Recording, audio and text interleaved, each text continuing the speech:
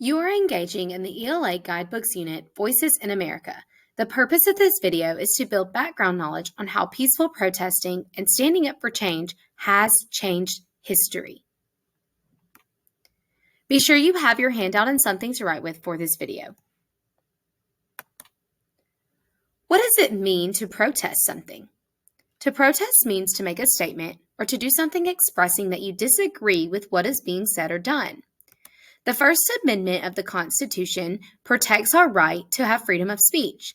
Citizens are expected to express this right peacefully. Sometimes people protest for more money in their jobs. They protest for the rights to be given to different people, or even if a business does something that they do not like.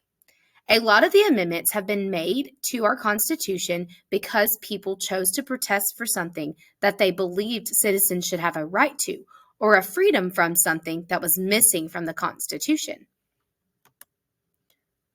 Now you are ready to think about what a protest is and why they are common in the United States. Pause this video to answer the question at the first stop sign, then press play when you are ready to continue.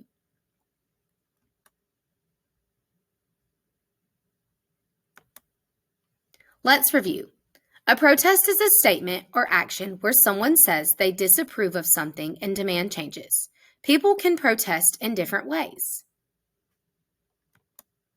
Some types of protest are marching, where protesters gather together at a public location with signs and sometimes made-up chants to march through the street. The March on Washington is an example.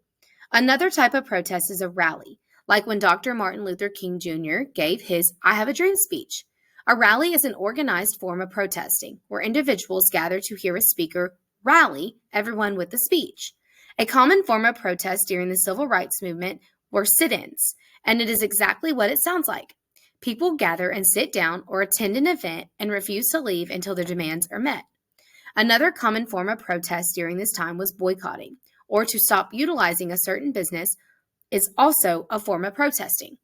An example of this is the Montgomery bus boycott that Rosa Parks participated in. There were protests during the women's suffrage movement. Women fought for their right to vote, among other rights that men were granted and women were not entitled to for nearly 100 years. Supporters spent a lot of their time publicly protesting to bring awareness of inequality to the citizens of the United States.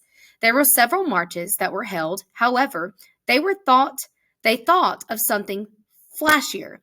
Entire parades were created to protest for women to have the right to vote. To gain attention, women would sometimes protest during beauty pageants. Women also participated in rallies where they would gather together and hear someone deliver a speech on the importance of fighting for women's right to vote. Now you are ready to think about ways that protests during the Civil Rights Movement and the women's suffrage movement are alike and different. Pause the video to answer the question on your handout at the second stop sign. Press play when you are ready to continue. Let's review. Some similarities in the protests include that both movements utilized the marching protest to spread awareness for their cause, and they both also held rallies to bring the supporters together and encourage them. Some differences in protests include that the women took marches to the next level with full parades, and the civil rights activists participated in sit-ins and boycotts. People choosing to protest and stand up for what they believe in is a foundational element for our country. Before we even became a country, people protested against the British government because of the unfair taxes they were being charged. The 19th Amendment, women's suffrage, and the Civil Rights Act of 1964 were both put into laws by people who participated in different types of protests.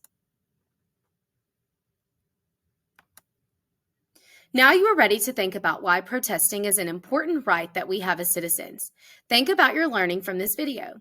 Pause the video to answer the question on your handout at the second stop sign and press play when you are ready to continue. Let's review. The response is based on your individual thinking, but some of your responses may include that standing up for what you believe in, you can make a difference in a law or rule that needs to be changed or updated, or that protesting peacefully can help to amend laws. You have learned about different types of protesting utilized during movements in history. As you read in the ELA Guidebooks Unit, voices in America, you will use this knowledge to help you think closely about what you read. When you finish this video, be sure to turn in your completed handout to your teacher.